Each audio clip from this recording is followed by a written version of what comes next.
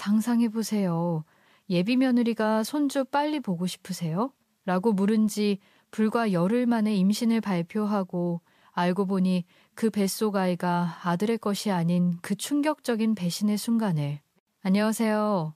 매일 운동하면서 채널을 재밌게 듣고 있는 60대 여자입니다. 사연 튜브를 듣다 보면 정말 나와 같은 세계에 사는 사람들이 만날 정도로 참 대단하고 다사다난한 인생을 사는 분들이 많더라고요. 아마 제 이야기를 다른 분들의 사연에 비하면 대단할 것도 없는 일이지만 제 인생, 아니 제 가족에게 있어서 앞으로 이 정도로 어처구니 없고 충격적인 일은 안 생기지 않을까 싶어서 그 기념으로 용기 내 사연을 보내게 됐습니다. 말씀드린 것처럼 저는 그리 재밌는 인생을 살아오지 않았어요. 그냥 오늘은 즐겁고 행복한데 내일은 누구나 할 법한 걱정이 생겨 밤잠 못 이루는 걸 무한하게 반복하다 보니 어느새 환갑이 지난 아이가 됐더라고요. 특별하거나 화려하진 않지만 그저 대기업 임원 출신의 남편과 가정을 꾸리며 크게 걱정 없이 아들 딸 낳고 애들 커가는 거 보면서 사는 평범한 삶에 감사했죠. 지금은 남편도 은퇴해서 바쁘게 살아온 시간 동안 둘이서 못했던 거 못 가본 곳 가면서 시간을 보내고 있습니다. 여느 부모님들이 그렇듯 저 또한 자식에게 시작하면 한도 끝도 없이 할 수 있는데 아들은 반도체 회사에서 엔지니어로 일하고 있고 딸은 대기업 산하의 뷰티 브랜드에서 일하다가 2년 전 지인이 새롭게 낸 화장품 브랜드 회사에 스카웃이 돼서 좋은 조건으로 이직을 했어요. 아들은 수도분하고 뭐든 허허하고 넘어가는 어려서부터 영광 같은 구석이 있는 성격이었어요. 반대로 딸은 지 아빠 닮아서 아주 야물딱지고 야갈지만 또 성격이 화통해서 미워할 수 없는 성격이죠. 애들 어렸을 때부터 성격이 극과 극의 애들을 함께 키우다 보면 얘네가 같은 뱃속에서 나온 애들이 맞나 싶을 정도로 둘이 붙어 있으면 신기하기만 했습니다. 부모와 자식이 가장 많이 틀어진다는 사춘기 때도 입시 시절에도 취업 준비하던데도 둘 다 저나 남편 속을 썩인 적이 없었는데 그럼에도 당연히 자식 걱정하는 마음은 똑같이 있었습니다. 특히 저희 아들 생각에 가슴이 답답하고 괜히 먹먹해서 잠을 못 잔 적이 많았어요. 아들은 나의 38가지 독수 공방을 했는데요. 친구들 사이에서 별명이 선비일 정도로 연애나 여자에는 영 관심이 없었답니다. 하지만 그렇다고 연애를 안 해본 건 아니었어요. 아들이 보니 아니게 주변에서 선비라고 불리게 된 건 과거의 상처로 남은 사라지지 않는 후유증 때문이었습니다. 아들에게는 오랫동안 연애를 한 아가씨가 있었어요. 20대 초반에 만나 8년 연애를 했었죠. 원래 중학교 동창이었다가 연락이 끊기고 그 후에 작게 중학교 동창회 겸 같은 출신 친구들끼리 모였다가 재회를 했던 거죠. 저도 참 잘하는 아가씨였는데 그 아가씨가 제 아들의 첫사랑이었거든요. 고등학교 졸업할 때쯤 교과서랑 문제집 버린다고 책들을 몇 모금 내놨는데 중학교 졸업 앨범도 그 사이에 껴져 있던 기억이 나네요. 준용아, 이거 버리려고 왜 어차피 자리만 차지하고 가지고 있어봤자 잘 들여다보지도 않는데요. 뭘? 이게 얼마나 자리를 차지한다고 아깝잖아. 이게 다 추억인데 버릴 거면 친한 친구들 사진이라도 골라서 보관해내. 사진하고 이미 다 골라놨으니까 걱정 마세요. 아들이 보관할 친구들 사진은 곤란하다고 하는데 나중에 딸에게 듣기로는 딱 한 사람 졸업사진만 골라서 고이 보관했다고 하더라고요. 바로 몇 년 뒤 재회해서 8년 동안 연애를 한 그 아가씨요. 절절한 수뇌부죠. 둘이 만난 기간이 길어서 나중에는 저희 집에 식사도 하러 와서 가족들도 얼굴을 아는 사이가 될 정도였는데 솔직히 저나 애아빠나 아들이 그 아가씨랑 결혼할 줄 예상하고 있었어요. 물론 오래 연애를 한다고 해서 그게 전부 결혼으로 이어지는 건 아니지만 저나 애아빠가 봐도 아들이 그 아가씨를 참 많이 좋아한다는 게 눈에 보였거든요. 하지만 회사 정리라고 만남이 있으면 필연적으로 헤어짐이 있기 마련이죠. 그렇다고 해도 저나 다른 가족들, 특히나 아들은 그 이별이 이런 식으로 올 거라고 누구 하나 상상이라도 하지 못했을 겁니다. 그때는 아들이 이미 회사 근처에서 자취를 하던데 집을 나가긴 했어도 3일에 한 번 정도는 꼭 뭐로든 연락을 했었거든요. 근데 얘가 전화도 안 받고 문자에도 답이 없는 거예요. 정말 한참 뒤에야 일이 바빠서 이제 봤다고만 하고요. 집에도 안 오고 2주만 지나도 반찬 다 먹었다고 가지러 오던 앤데 무슨 일이 있나 걱정하던 와중 아들의 친한 친구에게서 연락이 왔습니다. 그 친구는 아들이 중학교 때부터, 아들은 반장, 그 친구는 부반장을 도맡아 해서 친해졌는데 엄마들도 친해져서 오랫동안 날아왔거든요. 원래 명절이나 제 생일에 가끔 어머님 하면서 안부 연락을 하긴 했는데 그때는 그런 기념일도 아니어서 의아한 마음으로 전화를 받았죠. 동혁아, 무슨 일이야? 엄마는 잘 계시고 아내네. 그럼요. 어머님은 잘 지내시죠? 어머니, 제가 다름이 아니고 혹시 준영이한테 뭐 들은 거 있으세요? 들어 뭘 안 그래도 요새 준영이 걔가 연락도 잘 안 돼서 무슨 일이 있나 했는데 왜 진짜 준영이한테 무슨 일 있는 거니?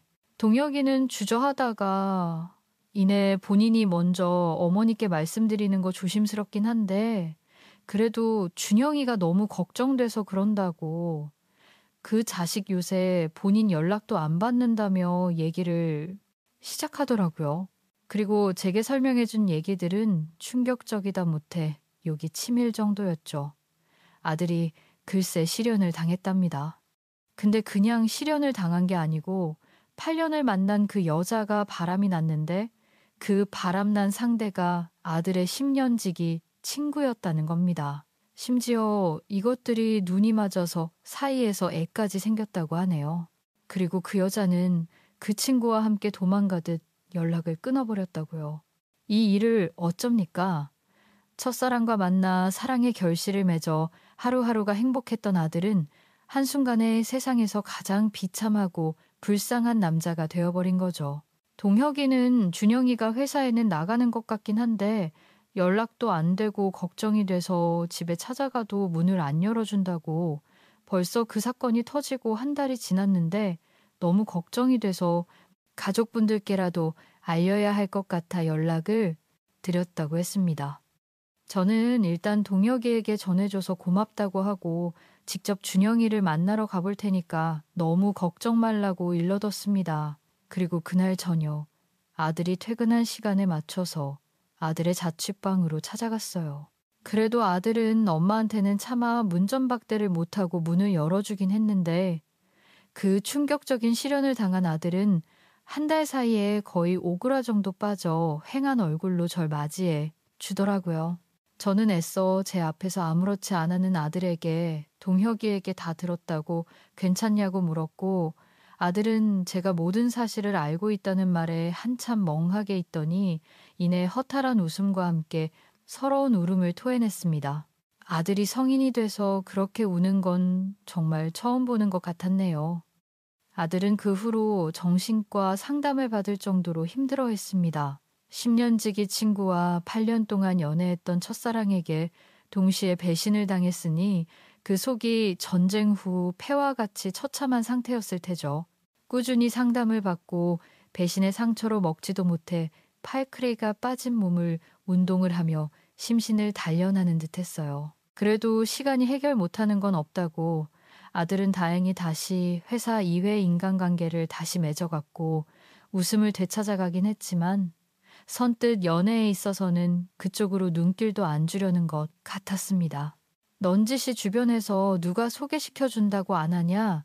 아니면 엄마나 아빠가 좀 알아봐 줄까 하면 지금은 누구 만날 때가 아니라며 우선한 기곤했죠. 딸은 처음에는 어련히 알아서 한다고 오히려 사람을 사람으로 있는 게 아니라고 오빠를 그냥 내버려 두라고 했지만 아들의 독수공방이 2년이 지나고 3년이 지났을 때는 지가 먼저 주변에 혼자인 친구들 소개시켜 줄까 하고 먼저 물어보더라고요. 근데 아들이 받은 상처의 크기를 잘 알기에 어느 누구도 함부로 아들에게 누굴 좀 만나라는 말을 하지 않았네요.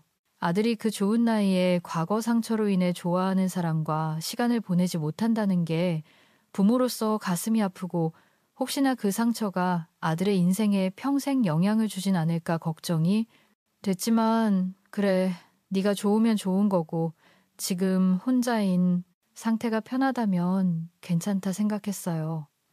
그렇게 마음을 먹었어도 씁쓸해지는 순간이 왔는데 그건 바로 남의 집 결혼식에 갈 때였어요. 저나 남편이나 인간관계가 좁은 사람들이 아니어서 1년에 가는 결혼식만 많으면 10여 번이 넘는 해도 있었습니다. 근데 아들이 30 중반이 넘어갈 때쯤 저나 남편에게 그러더라고요. 이제 어머니 아버지가 가는 결혼식 축의금은 본인이 내겠다고요. 그게 갑자기 무슨 소리냐고 했더니 아들은 걱정스런 표정으로 이렇게 말하더군요. 솔직히 축의금 다 품앗이 개념이잖아요. 어머니랑 아버지가 간 결혼식에 한두 곳도 아닌데 제가 결혼을 평생 안 할 수도 있고 그럼 그렇게 뿌린 거 못 받을 수도 있는데 어머니랑 아버지가 받지도 못할 돈 뿌리고 다니는 곳 죄송스럽고 그래서요. 연애나 결혼에는 나의 달관한 것처럼 이제 아무렇지 않다고 생각했는데 아들도 나름 본인을 결혼을 안 함으로써 부모님에게 불효를 하는 건 아닌가 하는 걱정을 하고 있었나 보더라고요. 본인 나이도 어느덧 30 후반을 향해 달려가고 있었고 사회생활을 하니 여기저기 불려나간 결혼식도 많아서 생각이 더 많아졌겠죠. 그런 아들의 고민이 괜히 더 마음이 아프고 안쓰러워서 저는 태연하게 말했습니다. 괜한 걱정하지 마. 준영아네 인생은 내 인생이고 우리 인생은 우리 인생이야. 네가 결혼을 안 하는 게 우리한테 죄송할 일이 뭐가 있어. 그까지 축의금 어차피 돌려받을 목적도 아니고 다 잘 살라고 축하한 의미로 내는 돈이니 아까울 것도 없다. 그리고 너만 있는 것도 아니고 현정이도 있는데 뭐가 걱정이니 정 돌려받아야겠으면 현정이 결혼식에서 받으면 되니까 너는 괜히네? 선택으로 부모한테 미안할 마음 가질 거 하나 없어. 그 후에도 괜히 연애나 결혼 문제로는 아들에게 그 어떤 신경도 쓰게 하고 싶지 않았어요. 이제는 그게 필수인 세상도 아니고 본인만 괜찮다면 뭐가 문제겠어요. 마음에 걸리는 건 아들이 정녕 혼자인 삶을 선택한 게 아니고 과거에 얽매여서 앞으로 나아가지 못하는 건 아닌가 하는 걱정뿐이었네요. 근데 아들이 인생에 있어 큰 상처를 입은 후 6년이 지났을 때 돌아오지 않을 것만 같던 봄이 아들에게 온 걸까요? 어느 순간부터 저희 가족은 아들 주변에서 나는 봄 내음을 맡을 수 있었습니다. 처음에 그 봄 내음을 맡은 건 딸이었어요. 하루는 딸이 아들이 가지고 갔던 책을 가지러 아들 자취방에 갔는데 거기서 브러쉬를 봤다는 겁니다. 머리 빗을 때 쓰는 넓은 빗 있잖아요. 근데 그 브러쉬에 뽑혀 남아있는 머리카락은 엄청 길진 않았지만 아들 머리카락보다는 확실히 긴 머리카락이었다네요. 딸이 이게 뭐냐고 추궁을 했지만 아들은 같이 일하는 동료가 안 쓰는 거라고 줬는데 그 직원 머리카락이 아직 남아있는 거라고 나는 브러쉬 쓰면 안 되냐고 했다는데 촉 좋은 우리 딸은 이거 100% 여자 생길 것 같다며 아무래도 드디어 늦바람 난 게 확실하다고 확신을 하더라고요. 날이 워낙 감이나 촉이 좋은 애라서 저도 안 그런 척 유심히 지켜봤는데 확실히 집에 오는 날도 줄어들었고 전화해서 오랜만에 외식이나 할까 하면 바쁘다, 선약이 있다, 회식이 있다는 핑계로 얼굴 한번 보여주지 않더라고요. 드디어 상처를 입고 만날 사람을 만난 건가 뭐든 좋으니 이번에는 평화롭고 걱정 없이만 잘 만났으면 했습니다. 근데 이번에도 이런 일이 생기다니 어디서 정말 굿이라도 해야 하는 걸까요? 아들에게서 나는 봄내음을 나머지 가족들이 맡고 얼마 지나지 않아 오랜만에 집에 온 아들이 뜻밖의 화두를 난데없이 던지더군요. 어머니, 아버지, 저 혹시 결혼하면 어떨 것 같으세요? 결혼 난데없이 그게 무슨 소리야? 결혼을 아무 과정 없이 하니 아니면 너 진짜 지금 만나는 사람이 있는 거야. 아들은 사뭇 진지한 얼굴로 몸을 가다듬고 말했습니다. 사실 지금 만나고 있는 사람이 있는데 이 사람하고 내년 안에 결혼을 하고 싶다고요. 아들에게서는 평생 들을 일 없을 거라 생각했던 말이라 감지덕지로 반갑고 환영할 만한 얘기였지만 그래도 좀 다급하다는 느낌을 지울 수 없더라고요. 일단 딸이 아들 집에서 긴 머리카락이 남아있는 머리빗을 발견한 것도 2달 정도 전이었는데 일단 그 결혼한다는 상대와 얼마나 만났는지 궁금했어요. 만난 지는 이제 반년 그 정도 됐어요. 친구 소개로 만났고요. 고작 이제 6개월 됐는데 결혼이라고 얘 네가 좋다면 뭐 문제 없다지만 그래도 너무 성급한 거 아니니. 맞아 오빠. 요새는 40 직전에 결혼하는 사람들도 많은데 괜히 뭐 쫓기듯 할 필요 있어. 쫓기기 뭘 쫓겨. 다 할 마음 있고 더 이상 지찰 이유가 없으니까 하는 거지. 그리고 어머니 결혼 전 연애하는 기간이 아무짝에도 쓸모없는 거 제가 당해서 잘 알잖아요. 만난 기간이 짧아도 그 사람 만나고 진짜 오랜만에 이런 행복감 느껴보는 것 같아요. 아들이 이렇게 말하는데 더 말을 보탤 필요가 없더라고요.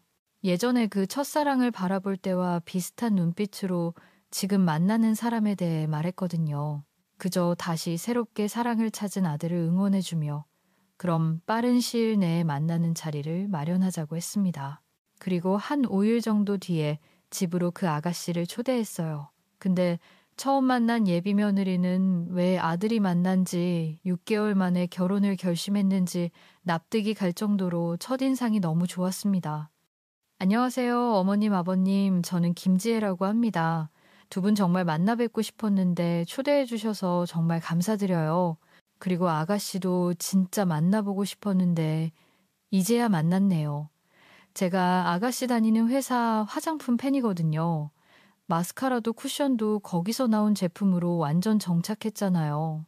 부침성이 수준급인 예비 며느리는 처음 결혼해서 가족이 될 시댁에 인사를 하는 자리에서 긴장감이라고 1%도 없이 방긋방긋 잘 웃으면서 말도 참 잘하더라고요. 준영이한테 듣기로는 예전에 어디 지방 미인대회 준우승했다면서요. 그래서 그런지 참 곱네굿이. 내가 외모 얘기만 해서 불편하면 미안해요. 근데 너무 고와서 절로 말이 나오네. 아니에요, 어머님. 불편하단요. 예쁘다는 말 싫어하는 사람이 어디 있어요.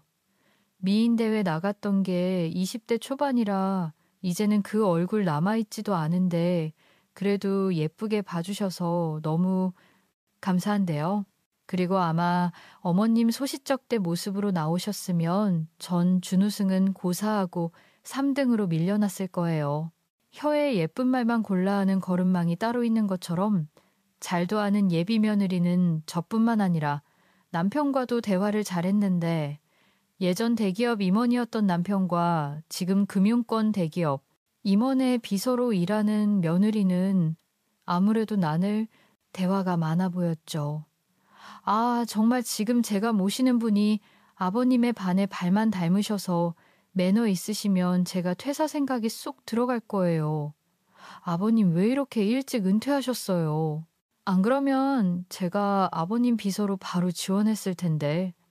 예비 며느리는 인사를 하러 온 첫날부터 온 가족의 마음을 한 번에 사로잡았어요. 물론 예쁜 외모처럼 말도 예쁘게 잘해서 호감일 수밖에 없었지만 무엇보다 제 아들을 그 길고 어두운 터널에서 꺼내준 게 바로 예비 며느리라는 생각의 마음 같아서 거짓말 조금 보태서 매일 업고 다니고 싶을 정도로 고마운 마음뿐이었어요. 저는 예비 며느리에게 결혼 준비부터 시작해서 이미 가족이나 다름없으니 그냥 심심하면 언제든 놀러 오라고 말했고 예비 며느리는 활짝 웃으며 정말요, 어머님, 저 그럼 진짜 맨날 와요라고 하더라고요. 그리고 실제로도 자주 저희 집에 와서 식사를 하고 갔고요. 예비 며느리의 방문을 저도 아들도 딸도 반겼지만 그 누구보다 환영했던 건 바로 남편이었어요. 남편은 은퇴 후 한동안 출근 없이 여유 있는 시간을 즐기다가 점점 무료해하던 참이었거든요. 그리고 집안이 늘 휑하기도 했고요. 요새는 같은 공간에 있어도 죄다 스마트폰 붙들고 있어서 가까이 있어도 더 단절된 것만 같잖아요. 저희 가족도 마찬가지였어요. 아들은 자취해서 집에 없고 딸은 함께 살고 있긴 하지만 밥 먹거나 같이 TV 보는 시간 아니면 그냥 제 방으로 들어가서 잘 안 나오고 일 때문에 또 늦게 퇴근해서 얼굴 못 보고 며칠 지날 때도 종종 있었고요. 이런 생활에 공허해하던 남편은 예비 며느리가 집에 놀러 오면 어쨌든 아들도 함께 집에 오고 손님이 왔으니 온 가족이 거실에 둘러앉아서 같이 밥 먹고 TV도 같이 보고 또 술도 가볍게 할 수 있으니 누구보다 예비 며느리의 방문을 기뻐했습니다. 그러다가 한 달 정도 지났을까요? 아들을 통해서 깜짝 놀랄 만한 소식이 들려왔습니다. 바로 예비 며느리가 임신을 했다는 소식이었어요. 아들이 결혼을 한다는 소식만큼 급작스러웠지만 그렇다고 기쁜 소식이 아닐 순 없었습니다. 오히려 남들보다 늦은 만큼 행복이 순식간에 저희 집에 찾아왔다고 생각했어요. 근데 그 기쁜 소식을 미심쩍게 생각한 사람이 있었는데요. 그건 바로 제 딸이었습니다. 임신이라고, 아니 만난 지 얼마나 됐다고, 이제 7달 아니야. 만난 시간이 짧다고 해도 준영이도 나가서 사는데 말이 안 될 게 어디 있어. 뭐 말이 안 될 건 없는데 근데 좀 찜찜하다 그렇지 않아. 엄마 찜찜은 뭐가 찜찜해. 왜 갑자기 이상한 트집을 잡아. 아니 트집이 아니고 엄마 기억 안 나. 저번에 언니 우리 집에 와서 밥 먹고 갔을 때 거실에서 TV 볼 때 엄마가 언니한테 한 말 있잖아. 딸의 말이 뭐냐면 임신 소식을 알리기 열흘 정도 전에 예비 며느리가 저희 집에 왔었는데 그때 거실 TV에서 그 연예인들 애들이 나오는 프로를 했었거든요. 거기서 나온 애기들이 너무 예뻐서 제가 아유 쟤네 할머니 할아버지는 밥 안 먹어도 배부르겠다. 손주들이 저리 이쁘니까 라고 했거든요. 근데 그때 예비 며느리가 제게 어머님 손주 빨리 보고 싶으세요 라고 했는데 그때 니들만 좋으면 빨리 보고 싶지. 네가 너랑 준영이 반씩 닮은 예쁜 손주 낳아주면 내가 정말 못해줄 게 없어. 요새는 며느리가 임신하면 축하금 겸 수고비도 주고 선물도 준다는데 내가 그것도 싹 해주지라는 말도 했거든요. 딸은 그 대화를 하고 얼마 지나지 않아 결혼 준비 중에 임신을 했다는 게 타이밍이 영 찜찜하다는 거였죠. 그때는 딸에게 왜 그리 빗둘게 생각하냐고, 설마 그 말 하나 때문에 혼자 임신을 했겠냐고 괜한 의심하지 말라는 말을 했는데 모든 일이 지난 지금 보면 저희 딸은 합리적인 의심을 했었던 거였네요. 지금은 왜 내가 그 말을 귀담아 듣지 않았을까 했는데 그때는 그럴 정신도 없었습니다. 예비 며느리의 임신 소식을 듣고 집에 초대해서 이것저것 해 먹였거든요. 임신 축하하는 마음으로 예비 며느리에게 거나하게 상을 차려줬죠. 근데 그렇게 갈비찜이랑 훈제오리 볶음이랑 새우튀김 등 본인이 좋아하는 음식이 가득한 상을 받은 예비 며느리가 수저를 들기도 전에 갑자기 우는 겁니다. 다들 우는 예비 며느리를 보고 놀라서 왜 그러냐고 혹시 벌써 입덧이냐고 하는데 예비 며느리는 눈물이 흥건한 얼굴을 훔치며 그러더라고요. 저희 어머니가 제 임신 소식 듣고 진짜 좋아하셨는데 지금 몸이 좀 안 좋으시거든요. 그래서 벌써부터 딸 산발하지 못해주면 어쩌냐고 걱정하시고 저한테 미안해 하시는데 이렇게 딸이 밖에서 예쁨 받고 저 잘 챙겨주시는 시부모님 만난 거 아시면 다행이라고 걱정 안 하실 것 같아서요. 예비 며느리는 아버지가 오래전에 돌아가시고 홀어머니 아래서 동생과 자랐는데 어머니께서 두 딸을 키우느라 아내 보신 일이 없어서 일찍 잔병치레가 잦았단 얘기를 하면서 아들이 걱정을 했었거든요. 예비 며느리가 그렇게 말하며 울음을 꾹 참고 제가 한 음식을 먹는데 어찌 딸이 했던 말이 동의를 할 수 있었겠어요. 이미 예비 며느리의 눈물을 봤을 때 싹 사라졌죠. 예비 며느리가 임신을 한 만큼 결혼 준비 일정도 앞당겨서 상견례도 일찍 했는데 딸들을 키우느라 혼자 고생을 한 만큼 쇠약해 보이는 예비 사부인에게 저는 정말 맹세하는 마음으로 소중한 딸 고생 하나 안 시키고 제 자식 마냥 품겠다는 말을 했어요. 하지만 그렇게 장님이나 마찬가지였던 제가 예비 며느리의 민낯을 의심하게 되는 결정적인 계기가 있었어요. 결혼 준비를 하면서 예비 며느리와 더 자주 만나게 됐는데 그런 마음 아시나요? 너무 소중해서 뭐든 다 해주고 싶은 그때 예비 며느리는 제가 지나가는 말로 뭐 어느 TV 프로에서 맛집을 봤는데 좋아 보이더라. 나중에 가고 싶다는 얘기를 한마디 하면 그날 바로 회사에 반차 내고 달려와서 어머님 당장 가자고 했거든요. 제가 너 비서가 이래도 되는 거냐고 상사 일정은 어떻게 할 거냐고 걱정하면 모시는 상사보다 어머님이 더 중요하다며 해맑게 웃었어요. 제 아들을 거의 구제해주다시피 행복하게 해주고 뱃속에는 손주까지 있는데 이렇게 성격까지 좋아서 예쁜 행동을 골라 하니 제가 소중히 생각을 안 할 수가 있나요? 그렇게 결혼 전에 뭐라도 하나 선물해주고 싶다는 생각을 하고 있었는데 어찌 예비 며느리를 만날 때마다 옷이나 신발보다 항상 브랜드도 없는 낡은 가방을 메고 다닌다는 게 눈에 들어오더라고요. 지혜야, 준영이가 너한테 좀 좋은 가방 하나 안 사주디 버는 돈 다 어디다 쓰니 걔는 네. 무슨 가방의 어머니 준영 씨는 제가 이런 데 관심 없다는 거 알아요. 저도 딱히 받고 싶은 마음 없고요. 가방이라는 게 물건만 들어가고 튼튼하기만 하면 됐지. 저 이거 벌써 7년째 들고 다닌 거예요. 얼마나 튼튼한데요. 사치 안 부리고 값싼 물건 오랫동안 튼튼히 쓰는 것도 훌륭한데 그래도 사람이 늘 합리적인 소비만 할 순 없잖니. 여유 있으면 돈 좀 써서 기분 전환할 수도 있지 안 되겠다. 너 나랑 내일 당장 백화점 좀 가자. 예물 미리 준다. 치고 내가 지혜 너 명품 가방 하나 사줄게. 예비 며느리는 당연히 처음에는 아니라고 어차피 너무 비싼 건 잘 들고 다니지도 못한다고 마음만 받겠다고 했지만 제가 마음도 받고 가방도 받으라면서 거의 끌고 가다시피 했어요. 아무래도 명품이나 꾸미는 데에는 관심이 없다고 하니 그 전날 딸에게 예비 며느리 나이대에 인기 있는 명품 브랜드나 디자인 같은 걸 물어서 갔죠. 근데 이게 무슨 일인가요? 그럴 필요가 전혀 없었습니다. 백화점 명품관에 도착한 예비 며느리는 마치 물 만난 물고기처럼 저를 여기저기 매장으로 끌고 다니며 이건 어때요, 어머님? 이게 제 이미지에 잘 어울릴까요? 아니면 이게 더 어울릴까요?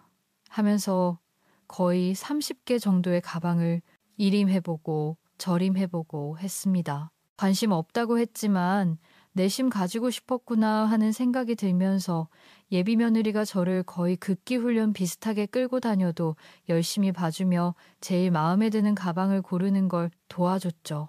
그렇게 한참을 돌아다니다가 끝내 같은 브랜드의 가방 두 종류로 후보가 좁혀졌어요. 각각 700만 원, 800만 원의 가방이었는데 예비 며느리는 그렇게 한참을 이 가방을 매봤다가 저 가방을 매봤다 하며 신중에 신중을 가했습니다. 그렇게 가방에 집중한 며느리 뒤에서 며느리의 7년 된 가방을 들고 매장에 마련된 소파에 앉아 있었어요. 그런데 가방에서 진동이 느껴지더라고요. 가방 안에 있던 며느리 휴대폰이었는데 휴대폰 화면에는 박종현이라는 이름이 떠 있었고 웅웅거리며 진동했어요. 얘 지혜야, 너 전화 온다네. 어머, 어머니 회사 전화해요. 잠시만요. 저 이 전화 잠깐 받고 올게요. 저 고객님 혹시 방금 나가신 분이 며느님이신가요? 네, 아내네. 맞아요. 우리 아들이랑 이제 결혼할 사이인데 내가 선물 하나 주려고 데려왔어요. 글쎄, 낯익은 가방을 7년째 가지고 다닌다고 하잖아요. 그냥 잡담처럼 가볍게 한 말에 직원은 굉장히 심각한 표정을 짓더라고요. 그리고 이내 몇 번 입술을 달싹이더니 이런 말을 하더군요. 저 고객님, 제 말 오해하지 말고 들어주세요.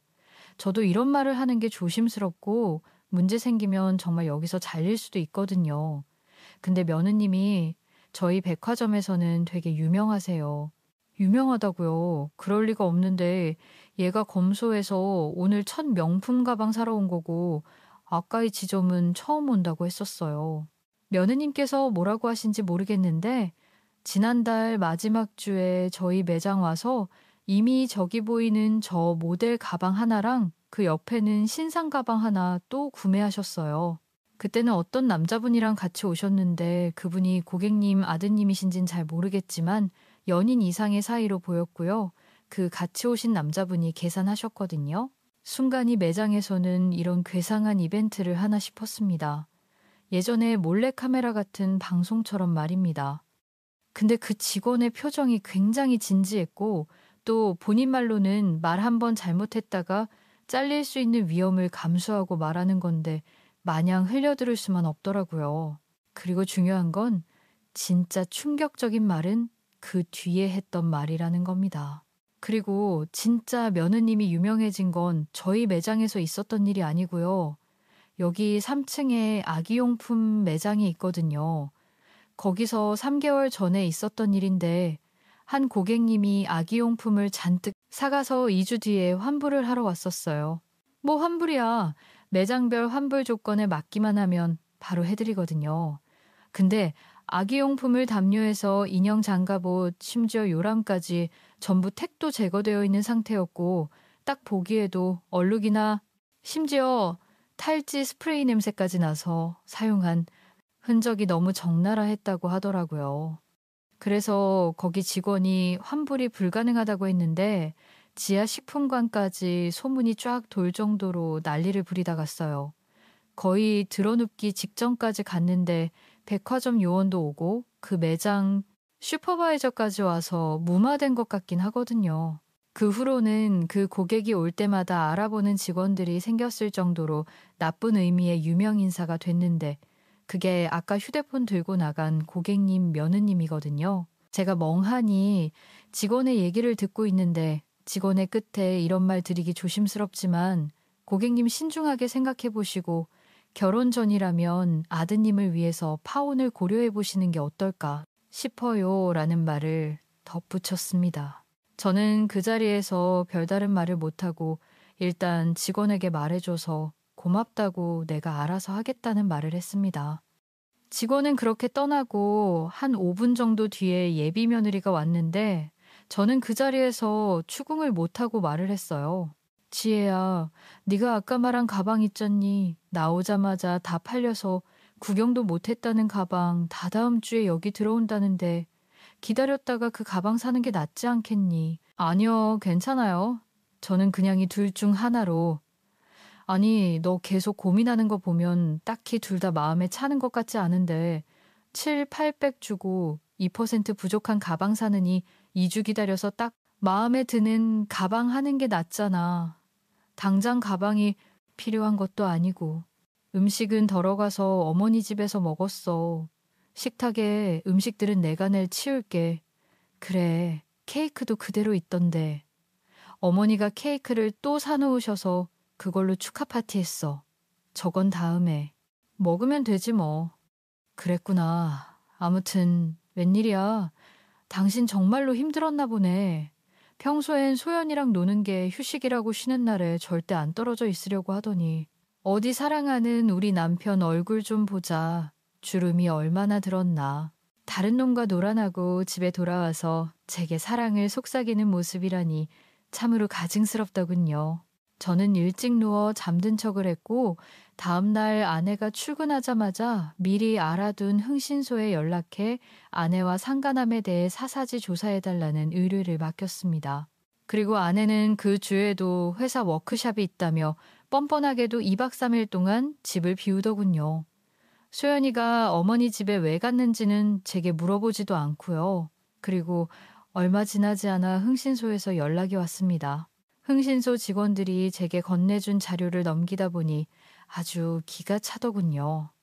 상간남은 아내와 나눈 메신저 대화에서도 나와 있었듯 멀쩡한 가정이 있는 유부남이었어요.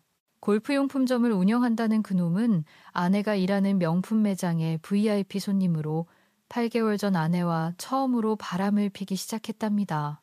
아내 상간남이란 그놈 아주 한심한 놈이더군요.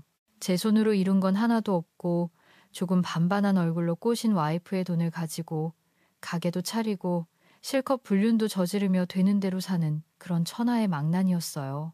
처가의 돈을 펑펑 쓰며 자기 와이프에겐 영업을 하러 골프 라운딩을 다녀야 한다고 둘러댄 채 그동안 제 아내와 이곳저곳 놀러 다녔던 겁니다. 만날 거면 제대로 된 놈이나 만날 것이지 싶은 마음이 들었다가 그건 아주 잠시뿐이었어요. 바람을 피우는 놈이나 그런 놈의 사탕 발림에 넘어간 제 아내나 똑같은 연놈들이란 생각이 들었거든요.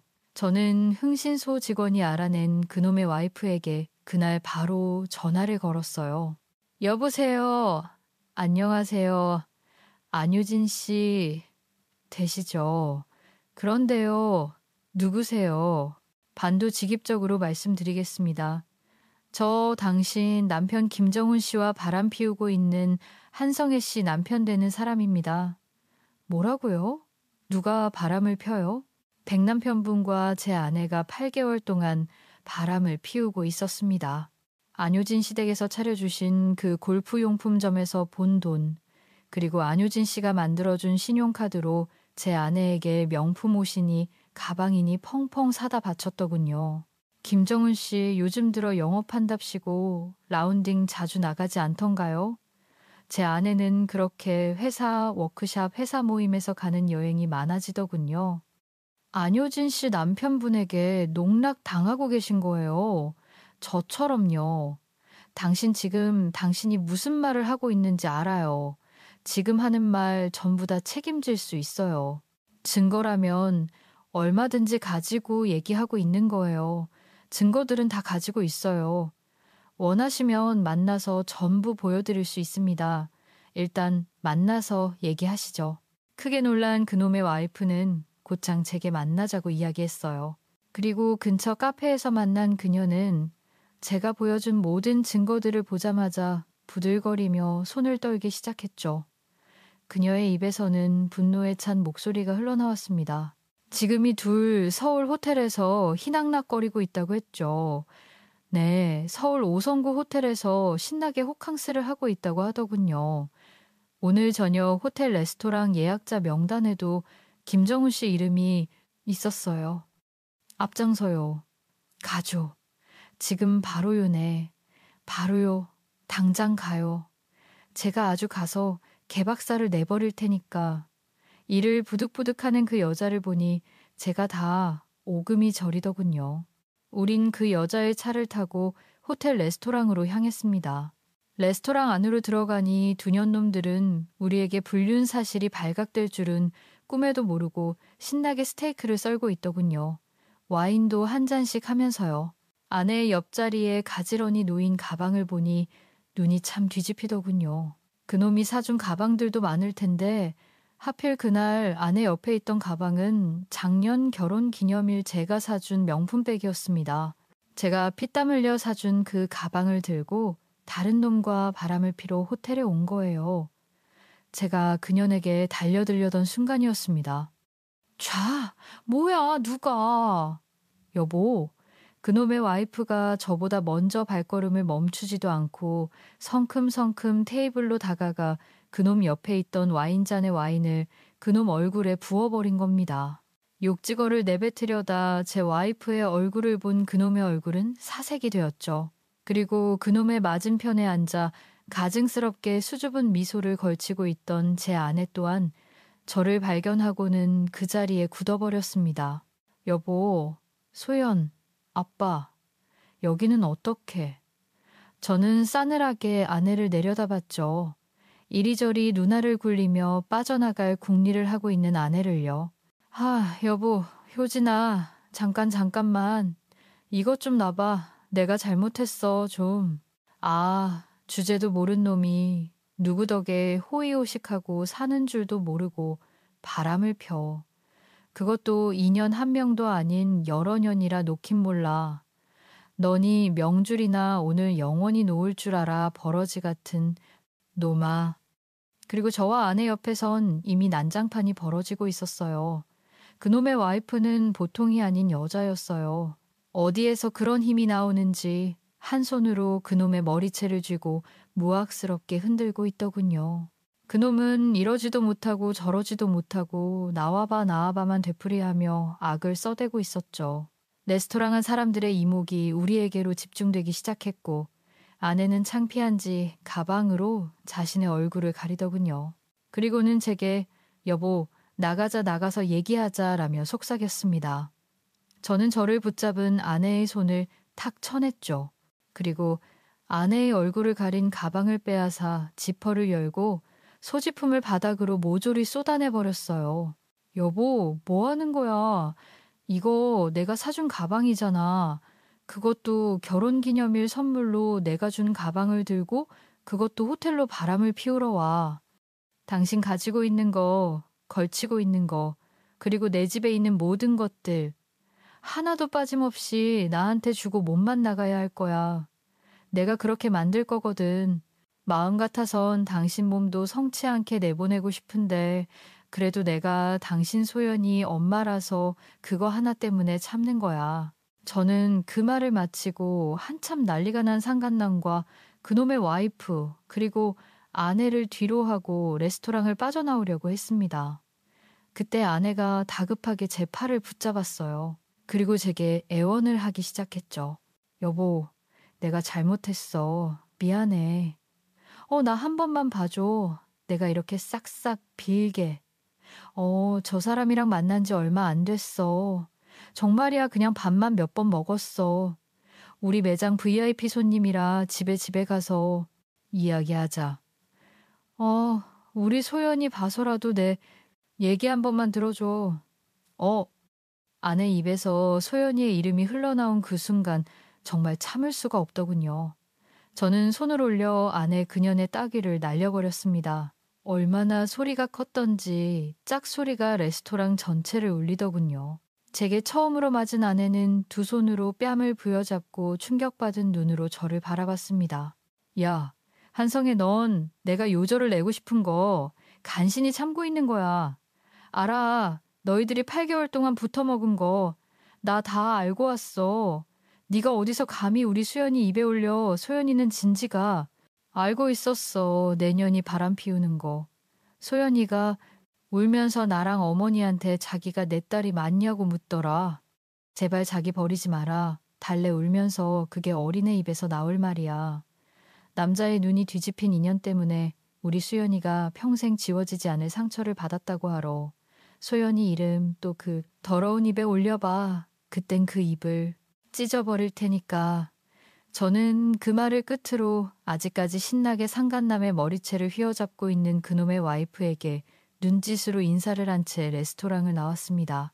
제게 마찬가지로 눈인사를 한 그놈 와이프의 목소리가 제 뒤통수에 쩌렁쩌렁하게 울리더군요.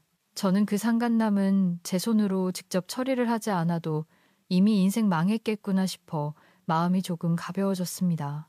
그렇게 그 여자와 저 우린 짧은 시간 안에 인간 같지도 않은 그것들을 응징했습니다.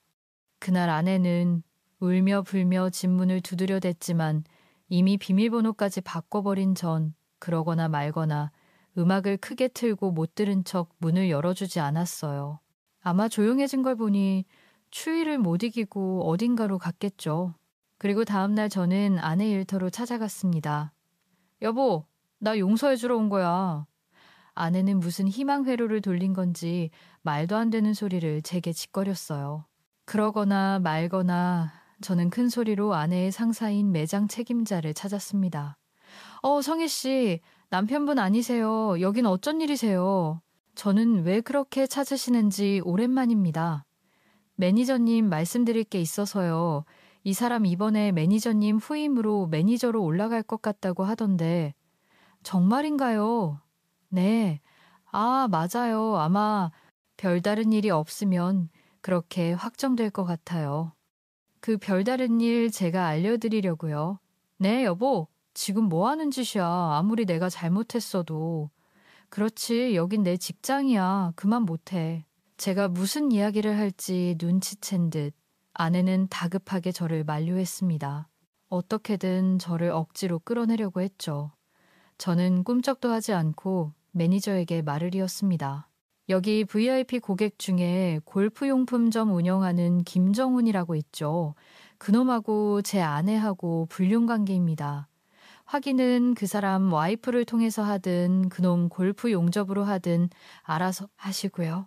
철저하게 공사 구분해서 고객으로 관리해야 할 사람을 이런 격식 있는 명품관에서 매니저로 올린다는 게 말이 됩니까? 아니, 매니저를 떠나서 이런 사람은 직원으로도 두면 안 되지. 안 나요. 만약 이 사람 여기서 계속 일하게 한다면 저 이 내용 그대로 온라인 커뮤니티에 올릴 겁니다.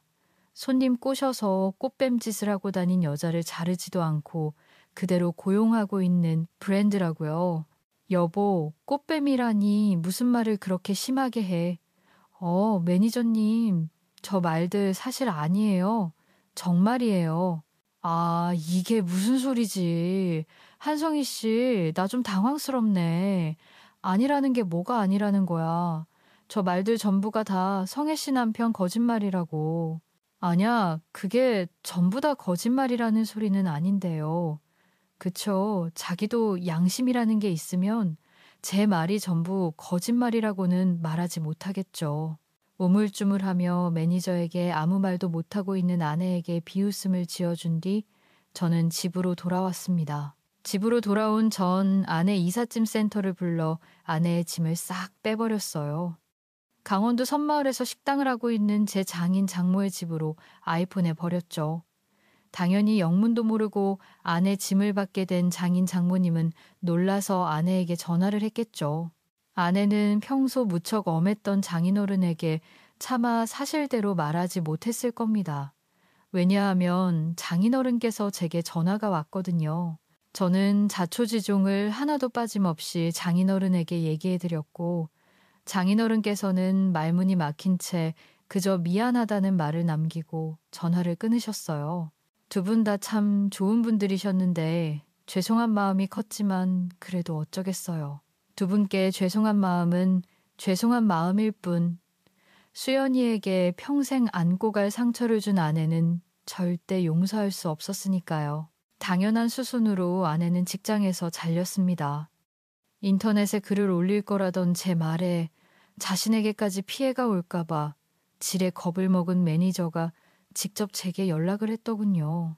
그냥 잘린 것도 아닌 아예 그 브랜드와 백화점의 소문이 퍼져 백화점과 명품과 업계인 두 번 다시 발도 붙이기 어려울 거라는 말을 전하더군요. 자신들의 매장과는 아무런 상관이 없으니 부디 인터넷에 글을 올리지 말아달라는 간곡한 부탁과 함께요. 그 다음 저는 아내에게 이혼 소송을 걸었습니다. 그리고 그 상간남에게도 위자료 소송을 함께 걸었죠. 그리고 아내 또한 상간남의 와이프에게 위자료 소송이 걸렸더군요. 아마 저보다 훨씬 위력이 센 변호사를 그쪽에서 고용했을 테니 어마어마한 위자료를 물게 되었을 거라고 생각합니다.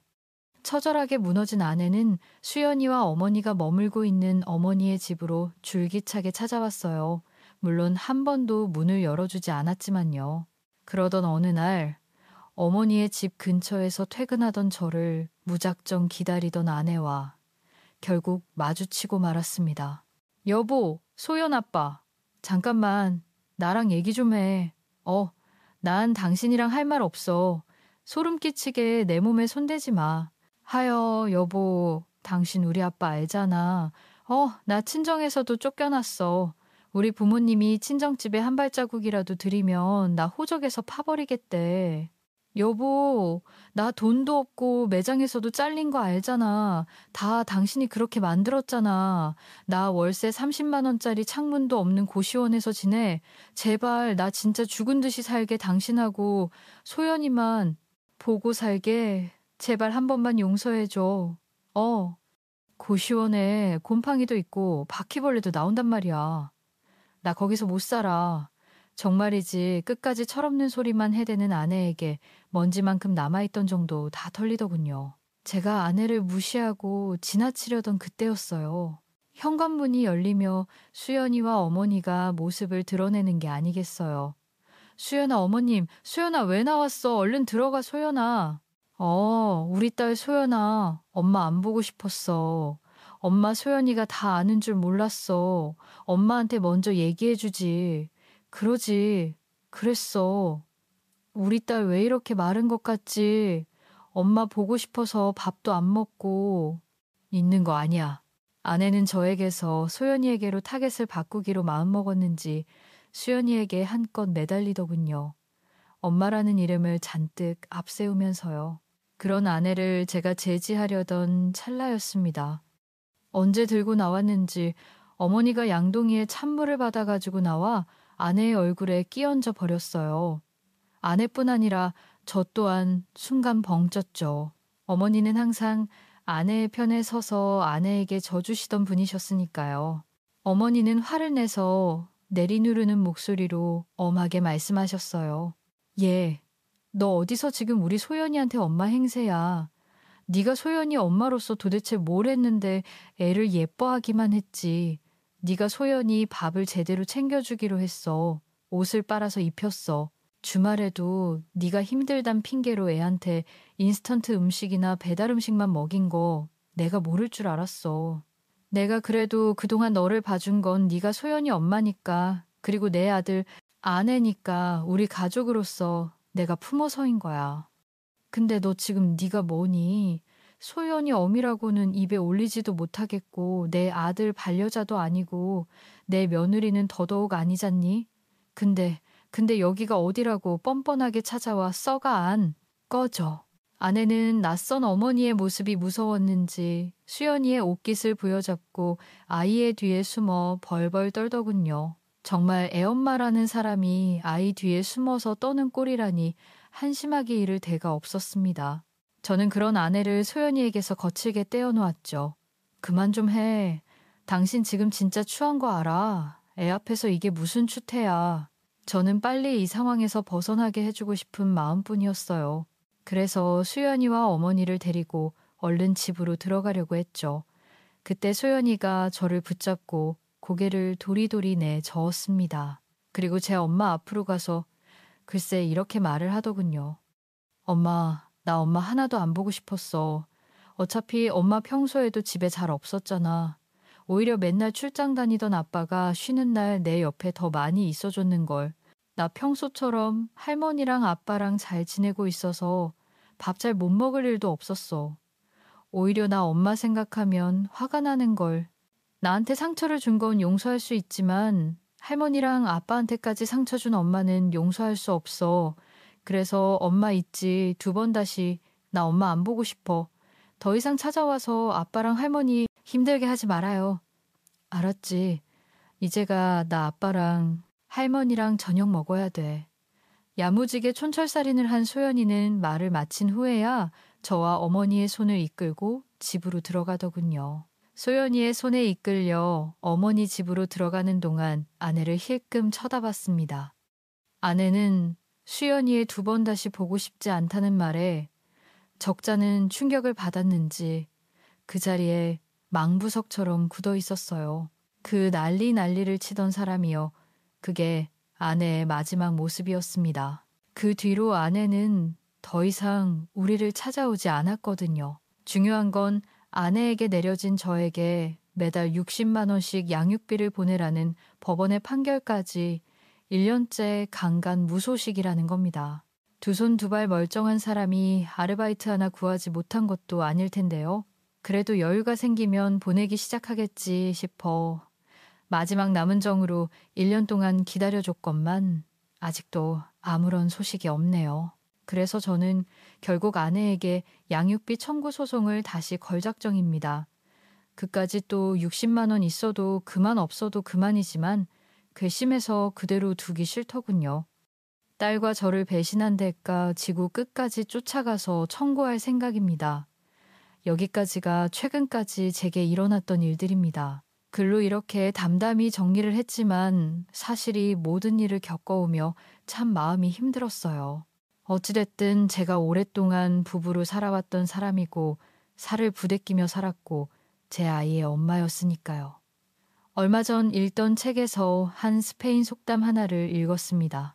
항상 맑으면 사막이 된다. 비가 내리고 바람이 불어야만 비옥한 땅이 된다라는 말이었죠. 제 인생에 이런 거센 폭풍과 비바람이 불었으니 제 인생 또한 전보다는 더 단단하고 비옥해졌을 거라고 저는 믿기로 했습니다. 왜 그런 말도 있잖아요. 사람을 강하게 만드는 것은 고난이 아니라 다시 일어서는 것이라고요. 저는 어떠한 풍파와 고난이 닥친다 하더라도 우리 딸 소연이를 지켜줄 겁니다. 왜냐고요? 아빠니까요.